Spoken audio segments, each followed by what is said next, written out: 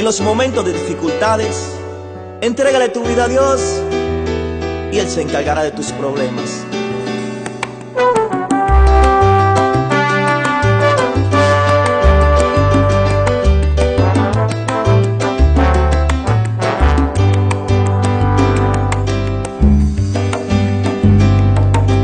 En este momento que siento que no tengo fuerza, quisiera saber si me escucha al tocar tu puerta. Quisiera saber si me ama porque me siento sin amor. Quisiera saber si mis lágrimas me aliviarán este dolor. Aliviame, ven y quítame estas cadenas, socórreme. Si quieres no abras tu puerta, yo estaré bien. Si solo sé que te interesa mi corazón.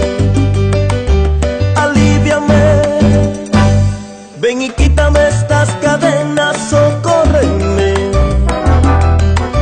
Si quieres no abras tu puerta, yo estaré bien. Si solo sé que te interesa mi corazón. Aliviame, Señor. Vengo ante ti, mi Dios, y me postro a tus pies para decirte lo maravilloso que eres, mi Dios. Santo eres Jesús, en este momento en que todos me han dado la espalda, quisiera saber, oh Señor, si tú me amas. Quisiera saber si me ama porque me siento sin amor. Quisiera saber si mis lágrimas me aliviarán este dolor. Aliviame, ven y quítame estas cadenas, socórreme. Si quieres no abras tu puerta, yo estaré bien. Si solo sé que te interesa mi corazón. Aliviame, ven y quítame estas cadenas, socórreme. Si quieres no abras tu puerta, yo estaré bien. Si solo sé que te interesa mi corazón. Aliviame, Señor. Sáname, papá.